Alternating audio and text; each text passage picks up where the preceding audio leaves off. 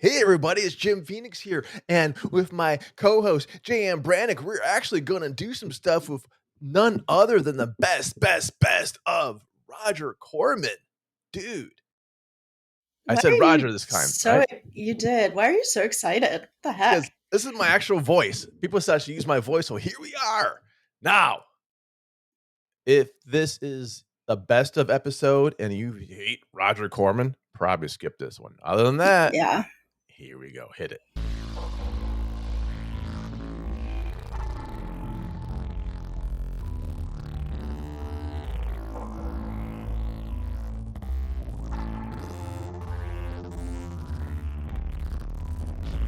Roger Corman.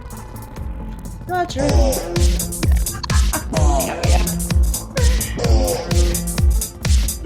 Roger Corman.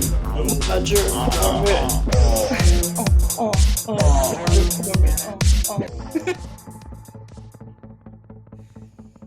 Actually,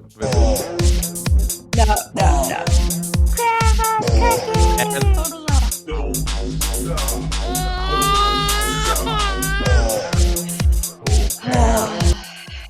oh shit, we're there. Oh yeah, hey everyone. Oh my God. I don't know why our podcasts go like 12 hours. It takes me a minute 30 just to do the intro. It takes you so long to do everything when you go into your soundboard. My soundboard. I have to expand the soundboard too. So, welcome to Streamin Demons. It is the bi-weekly. Is that the correct term now? Bi-weekly? Or is it more like, is it pan-weekly? It's old man jokes. Come in, get them here at HauntedMTL. MTL.com. And like and subscribe for more old man jokes and some horror jokes. You get horror jokes and veterans. Now, although today it's a bit of a jokey joke and a bit of a horror all mixed in together because we're doing and a veteran. Sure. And a veteran. The best of Roger Corman, or as I like to call him, Robert sometimes. He actually has more an IMDb underneath of Robert Corman, I think. I think if you looked that up. I think you also put all of those there. Maybe. So if you like people in IMDb, like and subscribe now. It takes a click. You got to click it before you lick it. No, wait, what? Anyways, I don't think that's the thing. So welcome to Streamin Demons. Today is a special one. It is. Not because I wanted to. Honestly, I was stoked for the witch thing. I was even watching a witch movie. And that wasn't my fucking idea to watch these fucking movies. And Brandon's like, hey, I hope you're not watching a witch movie right now. Because, Roger Corman, we have to do that. I'm like, who the fuck's Roger Corman? And then you're like, Robert. I'm like, oh, Robert Corman? Yeah, we have to do something with Robert Corman. Holy Wait shit. a minute. Yeah, Stop the Press is Robert Corman, of course. Like, what the fuck's that? So we are doing a show that's kind of like the best tribute. Randy Rose tribute. Oh, that's Ozzy Osbourne. Roger Corman tribute. Yeah. Or Robert. We're doing it on a payphone to honor him. So why? Because I know my reasons why. I don't really know. He's recently passed. He was at the drive-in thingy with Jim Joe Bob. Right. He was there. In Vegas? Yep, in Vegas. They did a huge special thing for him there. He is a Detroit native. So. Oh. Wow. Yeah, absolutely. And he actually also inspired a lot of other directors. Francis Ford Coppola, Ron Howard, Joe Dante. So it's really a tribute to everyone because he gave so much. Yeah, I think. And exploited so much. Well, it's weird because you're looking through the IMDb. I'll be honest. Last week I was at a Sebastian Bach concert. And then yesterday, I like how you have to say Sebastian Bach. I mean, there are other Bachs, but it's funny that you're like dropping it like you guys are really good. Hey, I just want to let you guys know Well, last week, but I think to watch The Last Drive-In until the week after because what to do. I'm like, well, sorry, I'm gonna watch this, and then I watched The Last Drive-In yesterday. Long story short, plus 3 jobs. I didn't watch any fucking Roger Corman movies. I am going to school. I work one job. Sucker. But I also helped plan a funeral. And I still watched Roger Corman 3 movies, a documentary, and I got an okay grade on my midterm. I'm fine with that. Congrats on the midterm. I'm fine with an okay grade. I'm taller, so I don't know. Oh, fuck. He is taller. Nah, I'm fucking taller. Okay, he's got me. Damn right. So I did the best thing I did was Google. Sadly, I did watch other movies. I watched all the trailers. Watched all the screeners people sent me so I can do reviews on those. I also watched 2 screeners. Which one did you watch? Which one did you watch? Curious. I watched. If you could talk about it, if there's no. I haven't put it up yet. One of them, it's Pandemonium from our good friend Justin. And then the other one was Silence of the Prey, which is up on HauntedMTL, which you can go take a look at. Okay. Meow meows. And I watched. Special guest, my cat. Jellybean's the cat, everyone. Jellybean's going, hellos. She's a big fan. I did Girl in a Box. Was there a girl in a box? Or trunk. Sorry, Jesus. It wasn't much.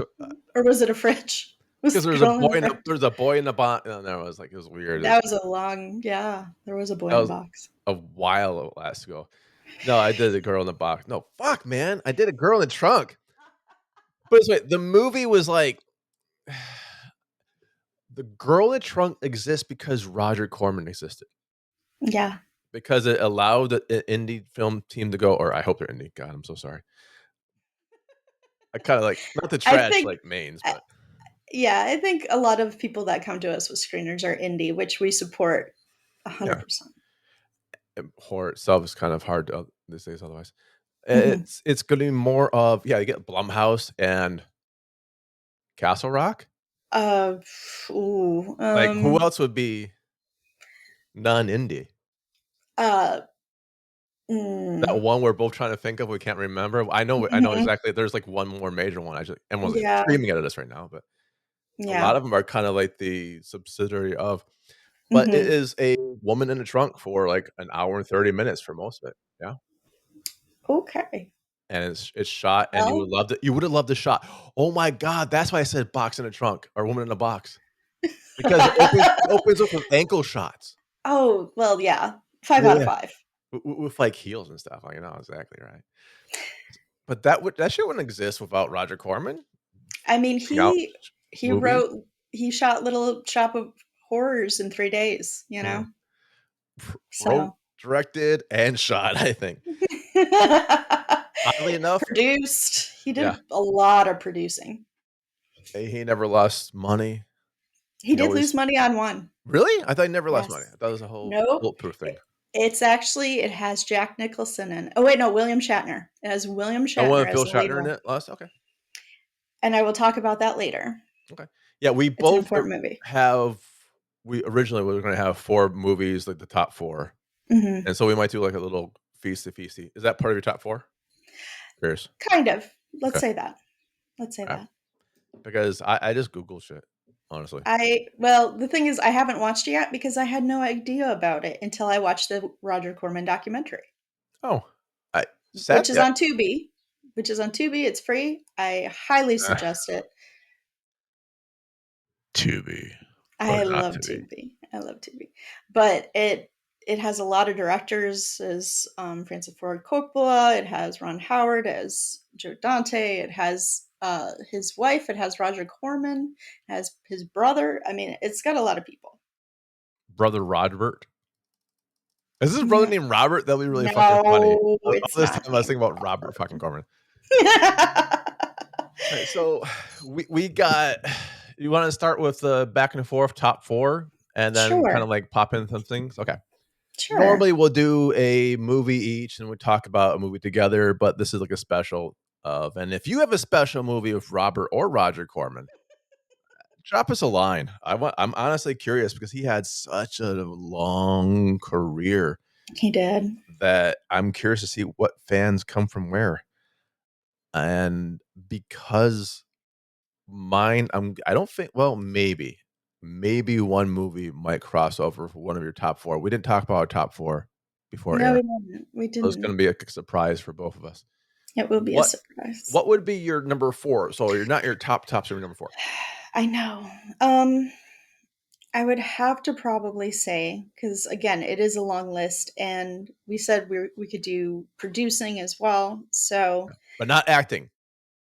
No, but not acting. Because otherwise, it's like Silence of the Lambs, and you can't what the fuck it, So I would actually have to say The Little Shop of Horrors. Okay, that's your number 4. Okay. Yeah, it's so iconic. Like I said, it was shot in 3 days. It's a great story of just this nerd. He gets a plant likes to eat blood, plant likes to eat bodies, and it gets bigger and bigger and bigger. And basically, after that, it became the off-Broadway musical. Then it became the Steve Martin, Rick Moranis. Yeah, and you know who played the original? He was a masochist who just wanted the dentist to give him pain, and that was Jack Nicholson. That was one of his first movies. That's right. And it's a hilarious scene. He does a great job. Yeah, I'm pretty sure Little Shop of Horrors appears on The Last Drive-In of Joe Bob Briggs. I'm sure it does, because it's an iconic movie. Lon Darcy. That's the original 1960. Black and white. Hour 13. Yep, and it's just a great B movie. It's funny. It's, and again, like, to watch it now, and you hear of all these movie production companies, and they take 6 months of shooting and this and that, and this took 3 days, of hard freaking work. Right. No, there's 6 months of shooting, and the budget was $1 million or $10 million, and then that means the production, the advertising budget is $10 million. So it's a $20 million movie. This is fuck. You can knock this shit out with some construction lights and a VHS, Super and 8. A lot of paper mache. Yeah. A lot of paper mache. But yeah, so it's a fun movie. Again, it's cool because the nerd is the protagonist. You're the one who you get to follow his journey. So it's just a fun movie. It is a fun movie, and it is my number 1 Roger Corman movie. Oh. But your number 4 is, for me, it's number 1 because he directed, he wrote it, and then the cast itself is pretty fucking amazing. Even the throwaway walk-on type things are fucking solid. Mm-hmm. Plus, it gave birth to one of the movies I remember as a kid, which is, of course, the recolorization of it. Not recolorization. The remake in color, Little Shop of Horrors with Rick Moranis and Steve Martin. Yeah, which is, again, is just... it took the musical of that and put the music into... So it's basically the baby of the musical and also the movie. Yeah, this one's, original has Dick Miller in it, and it's Jack Nicholson, you already said. Mm-hmm. And these are the things that make you go oh shit, this is all possible. If you're I need to make $1 bazillion, I need to go kickstart my movie. I need a Kickstarter, and I need a credit card, and I need all this fucking movie money, and motherfucker, you need 3 days in a warehouse. And an idea. Yeah, and now for just fucking iPhone. Yeah. 3 days of fucking iPhone. Hashtag Chad gets the axe. They did it. All iPhones. There you go. So that was your number 4. Mm-hmm. That's my number 1. So I'll just okay. What's your number 3? And I'll do my number 4. Okay. Or do you want to do I guess. You do your number 4. Want me to do my number 4? Okay. Yeah. My number 4 is Saturday the 14th. 1981 PG motherfucking movie, an hour 15 again. And it is this horror comedy. I think. I remember watching it as on a VHS tape. A family inherits an old mansion which houses the dangerous book of evil that has all the monsters in the world trapped inside of it. And I do remember a meow meows. I remember the creature of the Black Lagoon, I think, type scene with a bathtub. So it was a movie Remember, kids, back in this days, we did not have the internet. No, we didn't. If you want to rub one out, if you know what I mean, you had Thundercats. Creature of the Black Lagoon. No. Apparently for you. Well, you had the Sears catalog, you had the JCPenney catalog, you had the Monkey Want Rewards catalog, if you see where I'm going. Yeah, there's no Victoria's Secret back in. No. And even then, why the fuck would you have a Victoria's Secret catalog? Exactly. Think about it, kids. It means your parents were not oppressed, and all parents back then were. You would have arguably the Thundercats with Tigara. Maybe She-Ra, but she was like wearing too much She-Ra. Okay, so you wouldn't do the Snorks because they all look just like the same. You wouldn't do the Smurfs. Look. Okay, Smurfette once in a while. We're not gonna kink shame anybody. We're not gonna fucking will. I'm gonna kink shame everyone, goddamn. But here we go. You had to take your moments. That's my point. So Saturday the 14th, if there's a moment of someone taking a bathtub and it's on a VHS tape, which means you can pause it, fucking ain't right, you do. And there's actually one of the photos at IMDb is someone taking off their underwear. That is her photo. So hello, Julian. So that alone is enough for making this comedy horror awesomeness. I believe the best review on IMDb sums it up nicely. Oh, that's a big one. It's 80s cheese. Yeah. Oh, yeah. That's what the 80s were. It's basically a parody of all of the kind of Universal monsters and everything that kind of went before that. And this is coming from Friday the 13th. Yeah, it's Saturday. So it's the next day. Yeah. The next day gets better. And this is actually nominated for the worst movies of the year. But so was the one about Joan Crawford. And that was a great movie. No, Mommy Dearest. Oh, Mommy Dearest. Joan Crawford. I thought it said Jim Crawford. Joan Crawford. No. Anyway.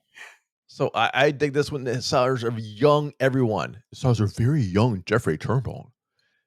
Oh, it's got Jeffrey Tambor, which you guys might most notice from Meet Joe Black. I don't know. That's more of my generation. Maybe you'd notice him from the show with the dude from the Val. Yep. Keep going. Jason Bateman. What was Jason Bateman's show? The people watch. Oh, no, the latter one. I don't know. The one of Arrested Development. Arrested Development. Yeah, I think you might recognize him from Arrested Development. I think that's Jeffrey Tambor. Yeah, I think so. Welcome to Streamin Demons, where Jim tries to remember things. Fucking people. Let me click on his shit, man. So you have Jeffrey Tambor in it, but it's like always people who are very, very young at the time. Yeah. Yeah, he was Arrested Development. Yeah. So that's my number 4. Okay. And like I said, I don't think most of them are gonna follow up with each other. So what's your number 3? Okay, so my number 3 is gonna be basically. So Roger Corman was really interested in making movies about Edgar Allan Poe stories. Yeah. You know why? Because they're cool. Because it's public fucking domain. Oh well, yes, that too. They kind of write themselves because they're already there. Well, and he initially got pushback with the fall of Usher because before then he was just doing monster movies, and the movie company said, but there's no monster. And he was like, the house is the monster. And that's how he got the budget, is selling it on the house. But it's not actually going to be that. My number 3 is going to be Mask of the Red Death. Mask of the Red Death. I did have that one on my list and I took it off. Well. Yeah. Actually, no, it's still on my list, but it's not on my thing. Yeah. It's got, of course, the late and great Vincent Price. Jane Asher. Yeah. The color of it is gorgeous. Mm-hmm. It's beautiful. It's basically during the plague, which I think we can kind of all relate to. And basically it's about like parting until death comes. And it's just such a classic, iconic movie. with just the most beautiful color palette. And when he was doing these, what do you call it, Edgar Allan Poe films, he was able to do them in color because he basically told the studio, look, I'm doing all these movies for you. They all make money. I need to do one in color. And so he went hard for it. Remember, being able to make a movie in color in the olden days was not just, you didn't just do it. It was not a right that you just had. You had to actually fight for it. So the olden days of 1964. yeah, the olden days, 1964. Where you had to fight to have color in your movie. So we take it for granted too. And so I don't understand why so many horror movies of today, this is my old person speak, why so many movies of today mute out the colors so much, because it is an opportunity, and you'll see it if you watch Mask of the Red Death, to really propel the story. Right. And I want to say, and I'm going to say, I want to be right. Sure. I think this was also on Last Drive-In of Joe Bob Briggs. Probably. It's, again, very iconic. It's beautiful. Goodbye, cat. And I mean, the acting's great. The atmosphere is great. He was able to do these grandiose atmospheres and sets that look way more expensive than they were, and just create this foreboding. And of course, Vincent Price, being the absolute gem that he is, absolutely sells it. Yes. Yes. And not only that, but if you look at the Parents Guide, this is what I want to talk about, old horror versus new horror, right? If you look at the Parents Guide, sure, there's going to be some sexuality and nudity, because nudity apparently wasn't evil then. There's going to be violence and gore. Swearing, no. There might be smoking, but there might be some drinking, but there's not a lot of drug. Well, later in his career, he did do LSD, the movie. Oh, wait, no, wait. It was called The movie? The Trip. The Trip. But still, this is like 64. No. If you wanted to see older horror, and it's kind of, they're family films. Yeah. You get past all the blood and the gore. Yeah. Yeah. Prospero, aptly named, a little bit more Shakespearean. Prospero, yes, it is. And you got this, so that's like The Tempest then. Prospero? Yeah. Oh, okay. It was based off of two Edgar Allan Poe things, which was The Mask of the Red Death and Hop Frog. So I guess they kind of just mixed it in two. Right. But if you get just the name itself is from The Tempest. And then I love the tagline because look into his face. Shudder. It actually is an advertisement for Shudder, the streaming service.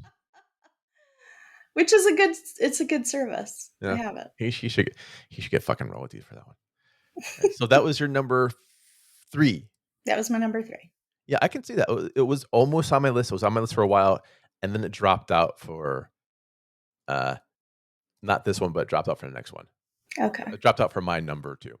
Okay. Yeah. My next one is Rock and Roll High School with I have not seen it. Oh my fuck. Not seen it. Rock and Roll High School was supposed to be with like Van Halen, but Warner's like no, and so they went with the Ramones. Warner being that's Van even Halen. Crazy. Well, because Van Halen was Warner Brother, and Rock and Roll High School was born with the Ramones, all because Roger Corman really wanted to do a musical. Like you want to do like a fucking like a teen musical, and that's what we get. We get the actual fucking Ramones in this, in Vince Lombardi High, right? All I remember is a giant rat. I remember the Ramones, and like I'm guessing like Clint Howard's in it or some shit. I'm guessing, and it's a musical. All I remember. I saw it. Okay, it came out in 79. I saw it in 79. Okay. Yeah. And it had a 200,000 budget. So that's actually pretty hefty, but it actually had. Yeah. In a way it is, and in a way it's not, you know? Oh, they had to pay for all the Ramones guitar lessons. Oh, no, that's it. And again, who was in it? Dick Miller. And Alan Arkush was the director, he and Joe Dante go back way when they started. They just would clip trailers together, and that's how they became friends. There you go. There's a lot of cool stories like that. Mm-hmm. There's a story. Oh man, it's horror, but it's not quite Roger Cormanish. It's the Eli Roth. Eli Roth got his start by basically being a security guard on private parts or some shit like that. Just like guarding trailers. Yeah. I mean, and to be honest, that's what Roger Corman, he did basically, he was I think, newspaper guy for Fox, and then started saying like, hey, I'll work a 6 day, no pay, just to be on set. And that's kind of how he started. Yeah. It's the whole history's made for the wrong reasons. And this movie comes from the writer who actually does stage a walkout, allegedly stages a walkout in his own high school. So 1920s. Yeah. Oh yeah. That's wild. Yeah. So that's it. Rock and Roll High School. Corman wanted Chick, Todd Rundgren, Van Halen was thrown around, and they all settled on Ramones. Aw. Which is great. I think. Yeah, no, the Ramones are great. I think if they did Van Halen as a different movie, I think it it would had have been Ramones. A way different movie. A lot of use of color. Yeah. Color. Yeah. So that's my number 3. What's your number 2? Okay, so my number 2 is kind of my number 1, but you'll see why I picked my number 1. It's not Sharktopus, is it? Is it Sharktopus? I don't think he did Sharktopus, but it's not Piranha. It's not Piranha. It's not Piranha. It's not She Gods of the Shark Reef. It's actually going to be, and this is where he was a producer, it was Death Race 2000. Oh, it's the one you asked me if I watched. I'm like, what the fuck's that? Yeah, and I'm like, I died inside that day. Today. Today. I thought you were going to say Flesh Gordon, which was my number 2 as well. Oh, no. So it's not Flesh Gordon. It's Death Race. It's Death Race 2000, which is, I feel like it's an essential movie for everybody to watch. It's a recent one, though. It was like 2000. No. You're thinking of Death Race 2050. Yes. Oh, I don't watch that one either. Yeah. No, this one stars David Carradine. It also has Sylvester Stallone in it. Wait. Is this okay? I saw Moving Violations. I'm like, holy shit, he did Moving Violations, the comedy from the 80s? No, it's about a fucking meows. It's about she really likes it. It's about a fucking like David Carradine. Is this like a sequel to that movie? Is this a permanent? This is like its own little thing. It's like a racing movie? Yeah. It's basically after like this economic ruin destroys, basically our economy. The United States government is like, let's do a like martial law kind of thing. But we get to have this road race where these racers get to go and try to kill people for bonus points. It's Cannonball Run. It's hilarious. It is hilarious. So basically we have like Calamity Jane. She's a cowgirl. She has a car-looking horse. Not horse. Oh my God. It's a horse. It's a car. It is a cow-looking car. A cow-looking car? Yes, it's a cow car. Cow car. Nero the Hero, the Roman Gladiator. Like, these are the things. It's kind of like, what's that? They would have like Flash and Blade, American Gladiators. It's like American Gladiators with cars. Like Demolition Man? Or Running Man. No, not Demolition. Running Man with Arnold Schwarzenegger? Kind of, but with cars. With cars. Well, and they basically, whoever gets there the fastest. But like I said, if you kill people, you get certain points. If they're elderly, they're worth a certain amount of points. Is that where it comes from? Is that where that fucking thing comes from? Yes. You used to do that too, right? Driving, like, guy for Kane, 5 points. Yep. Holy this is where shit. It came from. Yes. It was I don't watch this movie. I've looked and lived it. Yeah. Basically, it made bank at the box office. It propelled, because Sylvester Stallone's in it. He's great. It has so many people. Simone Griffith. And basically, it's about you get to learn the characters of them and basically this dystopian future. And it's kind of like a rise up against that. That's cool. It's hilarious. It's funny. It's cute. It's got heart to it. It's a fun movie, and I've watched it many times. I'll watch it many more times again. Well, that's fantastic and a great segue to my number 2. That was your number 2? Yes, but also I just want to say it is directed by Paul Bartel, but it is produced by Roger Corman. I'm thinking of Time Bartlett. Okay, we'll take it. We'll take it. You said you're going to watch this many times. You think everyone should watch it? Yep. Okay. Yep, absolutely. My number 2 movie used to be Red Mask. Mm-hmm. I was gonna drop the.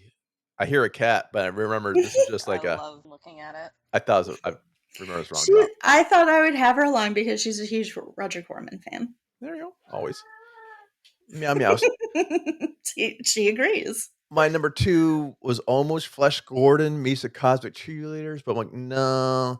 Then I'm like, maybe it should be Screwballs because he also did Screwballs and 1 and 2. I'm like, no, I already have like Saturday the 14th. So my number 2 is a movie I would watch again and again and again, and I suggest everyone does too. Barbarian Queen? No. Oh. I was like, no, not that one. It's actually something of a sequel. Oh. It's the 4th one. Okay. It came out in 1984. No, we're not Star Wars. It's Emmanuel 4. No way, really? Yes. He produces the Emmanuel series. I guess I was like, she sure the fuck didn't write it. I'm like, oh, they're actually writers listed. I'm like, okay, well, I guess good for him. Writing. Yes. If you've never seen the Emmanuel series, get your family together. Mom, dad, everyone. Grandma, kids, grandpa. get the neighbors in. Make sure it's extended family. Religious holidays work best for this.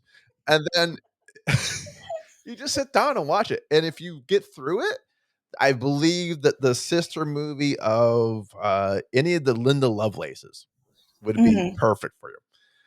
But in order to escape from her former lover, Mark, Sylvia goes to Brazil, where Dr. Santano transforms her into the beautiful Emmanuel.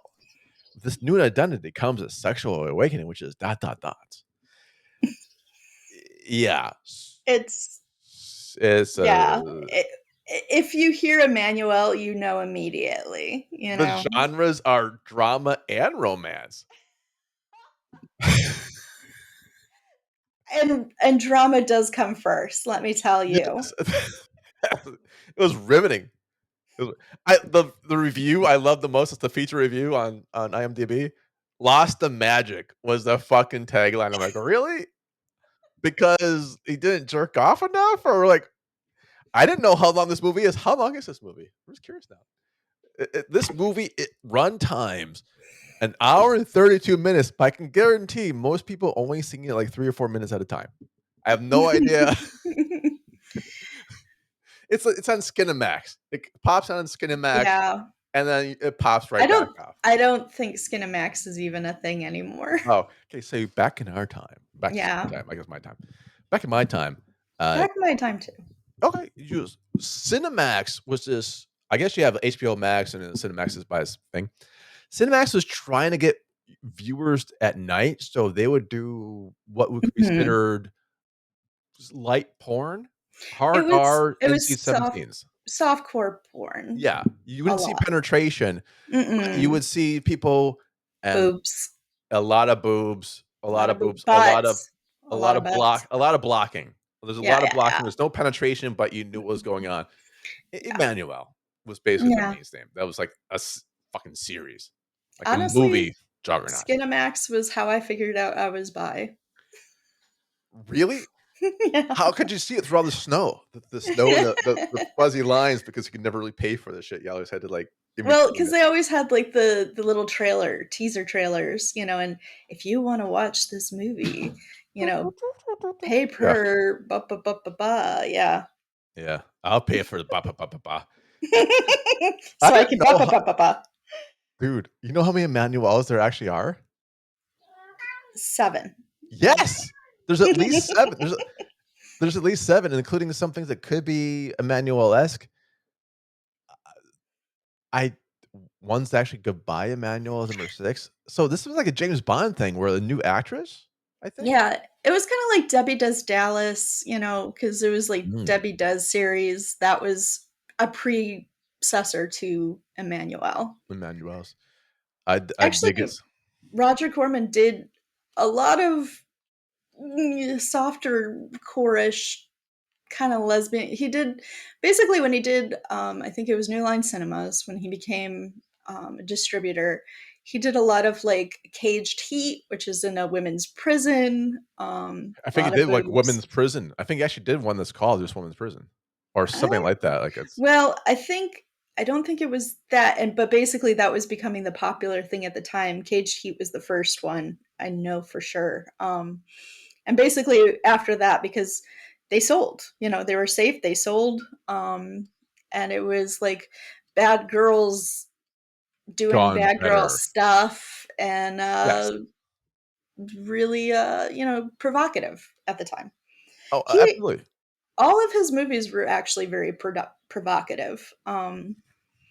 and well, not all of them, but a large majority, because he did really try to focus on staying relevant with social issues in America and staying relevant with contemporary problems, kind of like the LSD movie that he had. And it was Jack Nicholson. He did a rewrite on that. It's called The Trip. And he told Roger Corman, well, you got to take LSD if you're going to make a movie about LSD. And so he did. Um, so he Wow.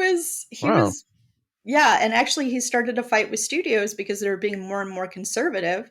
And so basically he jumped studios to kind of protect his directors, because his directors were also making movies that were more provocative for the time. Directors. And that actually Well, kind that's of right. leads into my number 1 if you want to. Before we get to number 1, let's do Okay, okay, okay. let's do honorable mentions and then we'll do number 1s. Okay. Sound good? Okay. Yep. So, what do you have for honorable mention, like 3 or 4 of them? Just Oh gosh. random. I guess Deathstalker, that's a crazy one. Um, Carnosaur, that's a great one. And like I said, if you're really into Alan Edgar Poe, if you're into sets, if you're into scenery, I would check out The Fall of Usher, Right. and basically kind of all of his ones, because Pit and the Pendulum was really fun. I would not suggest The Raven unless you're really high, I was because gonna ask you that about the movie Raven. was fucking wild. Like, I could not make heads or tails of it. I did try this past week to watch it. I think I got 3/4 through and I just kind of gave up because it is really cuckoo crazy. It is. It He also is. does Suburbia, which Mm-hmm. I guess Yeah. maybe I was just in the '80s. Like, I did Suburbias, and he's got the Slumber Party Massacres and, Oh like, yeah, the Slumber Party the Massacres. That was a big Prom one. Massacres and, like, Dunwich the Horror. there you go. That's I was thinking he also did, like, a Cockfighter. Cockfighter. I think that was Cock Payne's favorite. Cockfighter. Fighter. Cockfighter. Piranha, like we said. Piranha, yep. Yep. Piranha. We already said Death Sport, I think. Mm-hmm. There's a ton of ones that look or sound like things. Moving Violation, which is not the movie violation I was thinking of. Oh, It's a what's movie. that big one? What's that big one that they did? Oh shoot, because he did it. The Fast and the Furious. Yes, I He saw did like it. Fast and Furious. That was like in the early '60s, wasn't it? Yeah, I think so. Late 50s, early 60s. Okay, yeah, sounds about right. Sounds about right. Yeah. Saint Valentine's Day Massacre. He did think things Mm-hmm. that was actually on the Saint Valentine's Day Massacre, by the way. The Haunted Palace. He did some TV shows, not TV shows, but made for TVs. He appears on things.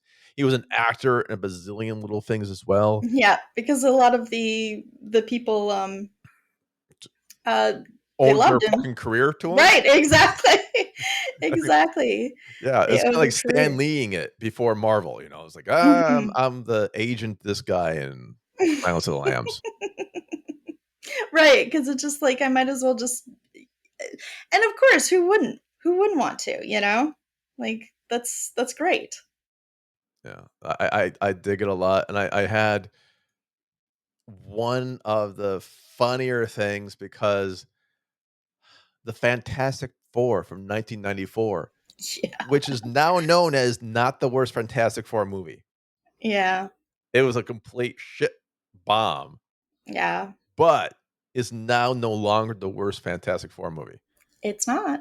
Yeah, if you think of all the cool or special effects from 1994, yeah, take away a lot of the budget, and it's bad. It's bad. It's like watching the He-Man movie. It's kind of at the same time. He also did martial arts films. Oh, Wild Angels. Wild Angels. That was like one of the first biker movies. He wanted to do something basically about the Hells Angels as a protest against the Vietnam War. Right. He did Blood Fist with Don the Dragon Wilson. I'm not gonna. No, it's not the Emmanuel 8 Blood Fist. That ain't that. This is kind of like when the kickboxing movies started coming out with Van Damme and Fist Blood. Blood of Fists. Blood of Fistings. Blood Fist 12. The fisting of blood. The deepening. No, but yes, he did a lot of different fucking things. And the Marlene Dietrich, her own song. He does a documentaries.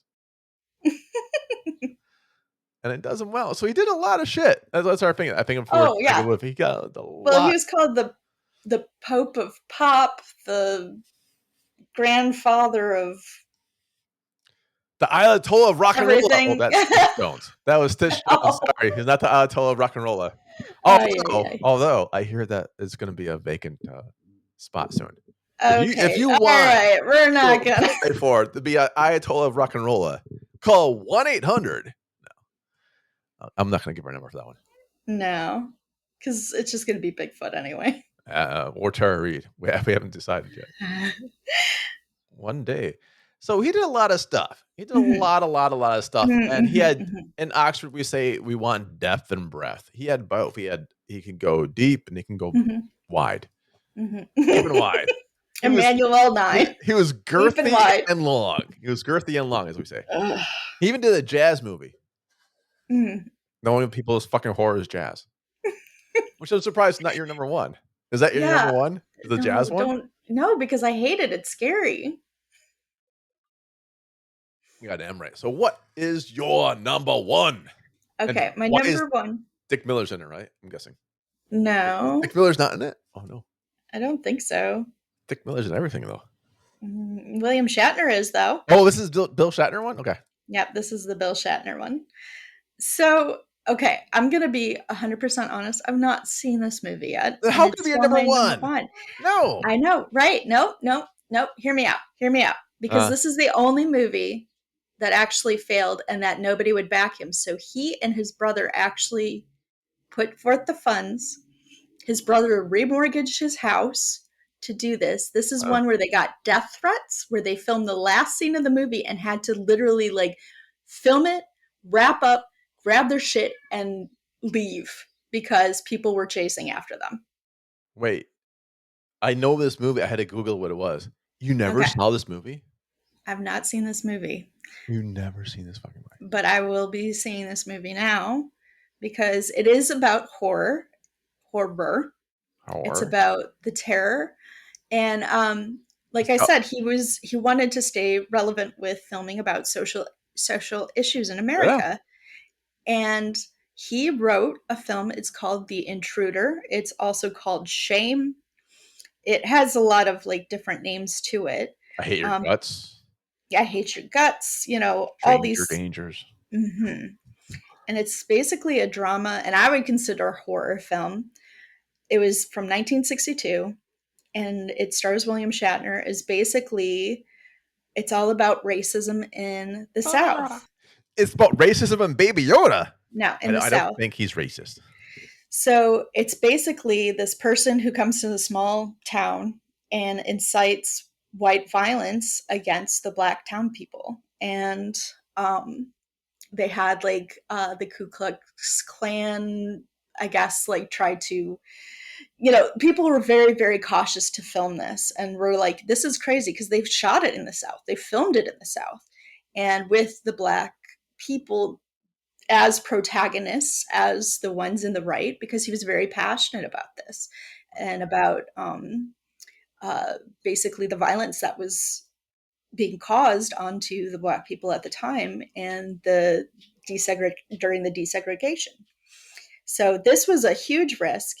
It was a financial flop, but it was incredibly, I think, important to the time.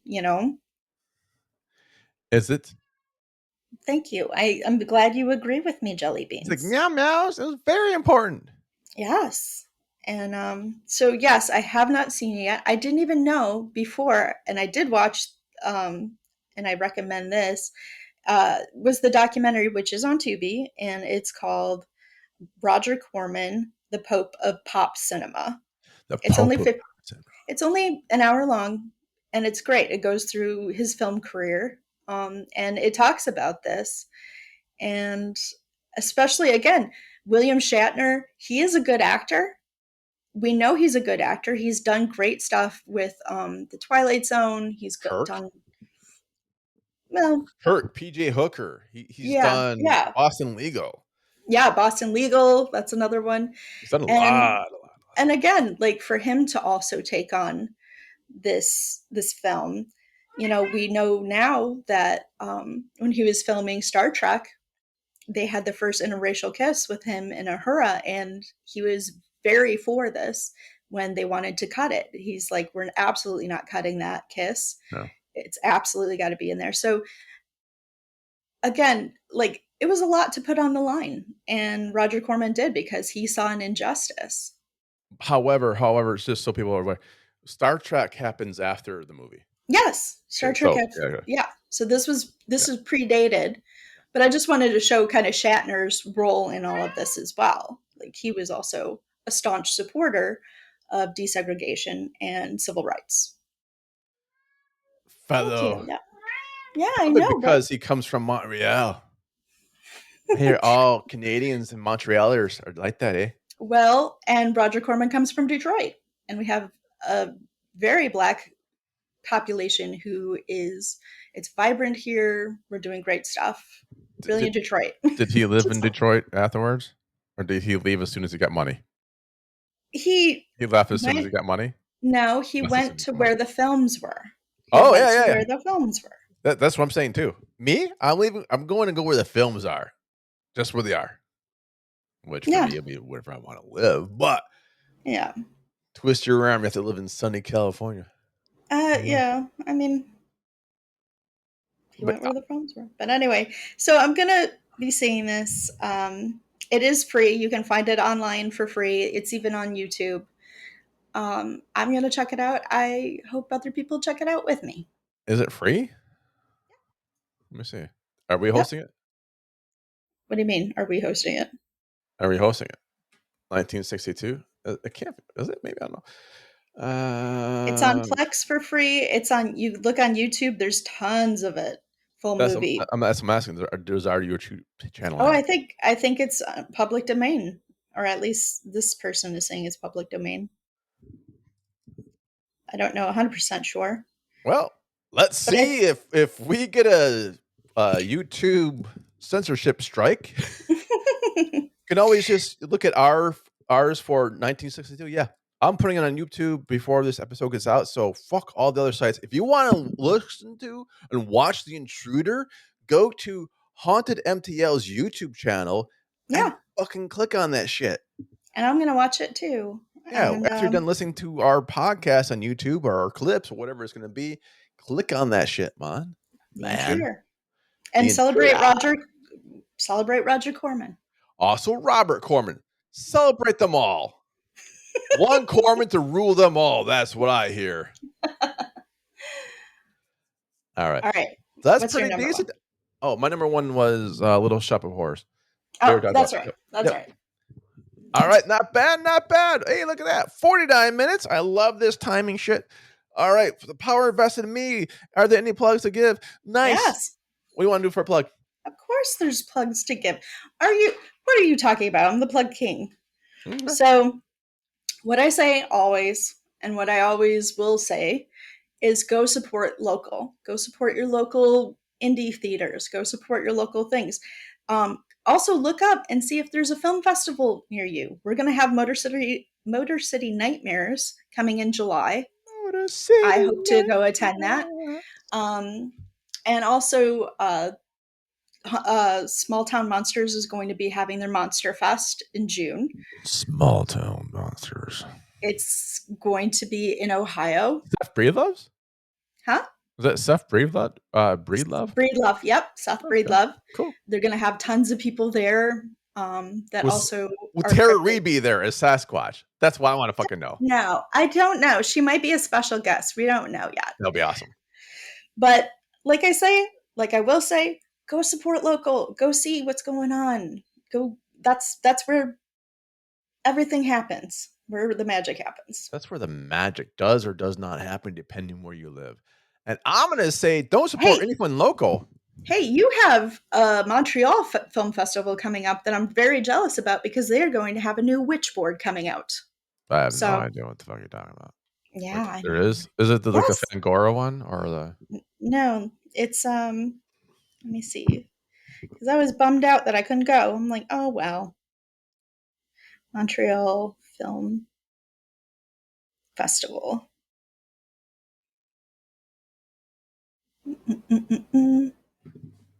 I'm going to have it in just a second. Oh, it's Fantasia. Fantasia. So what I said, it's not Fangora, it's Fantasia. Same fucking thing. July 18th through August 4th in Montreal. Right. And they're, like I said, they're going to have a new witch board. So that's exciting. I have no idea what witch board is. What is that? Oh my God. All right. Well, we'll talk about that more when we talk about witches. The witches, which will be our next podcast. Yes. On witches, because goddamn it, if I had to watch a fucking movie, we're doing the podcast. And I think Nicole on our website is going to be doing a witch thing as well coming up soon. Maybe we can ask Nicole if she wants to be on a fucking podcast about witches. There we go. No one's going to guess my fucking movie. Is it witchery? No. It is fucking bonkers. That's what it is. It's fucking bonkers. But I can't wait. I look forward to it. And I'll give you. It's not like we're talking about Roger Corman doing a lot of the nudity stuff later on, and the whole witchery thing. A lot of the witch movies were like that in the beginning. They were basically like showing boobs and it was torture porn for mostly. They're like, we're gonna put a branding on this woman, but it's realistic. Yeah. It's kind of like fucking, But yeah, you're right. You're absolutely right. All right. My plug is go buy my fucking book. Or go buy Joe's book, to be honest. That was very like assertive. Damn right, I'm being assertive. Dude, you should all buy my book or Joe's book, whoever's book you want to buy, Surviving Gen X. I don't remember the book's name, so I didn't look at it Taylor. No. Yeah, I see the poster in your background. It looks nice. We got posters, we got templates, we got finger diggers, we got I don't know what that is. Stuff. It's an advertisement, an advert that was in a award show advert. Oh, lovely. And award season coming up. If you buy Surviving Gen X, make sure that you vote for the motherfucker too. Go for whatever awards. Go to Goodreads. Go to Goodreads. Leave a review. Leave a good review. Damn it. Well, don't leave those fucking shit reviews. I don't want honest reviews. I just want positive ones. If your review is shitty, keep it your fucking self. Like every writer then. If you have bad reviews, I don't need to see that shit. Joe doesn't need to see that shit either. No one needs to see that shit. Everyone needs to see that. So go buy Surviving Gen X. That's it for me. Like, click, subscribe, pass it on, and remember, only you can prevent forest fires. Yeah. Oh, happy Pride too. I'm not going to do it. Why? Happy Pride? Yeah. It's Happy Pride. It's Pride Month. June? Yes. As of this day. It was July. The year of our Lord, 6/1. Yeah, there we go.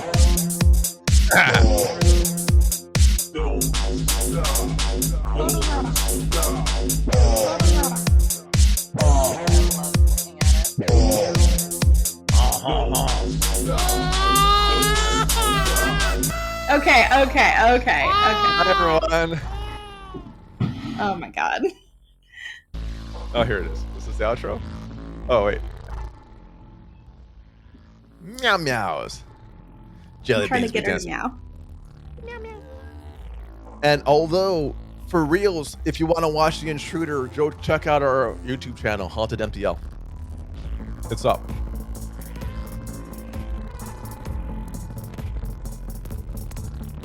Lick and subscribe this.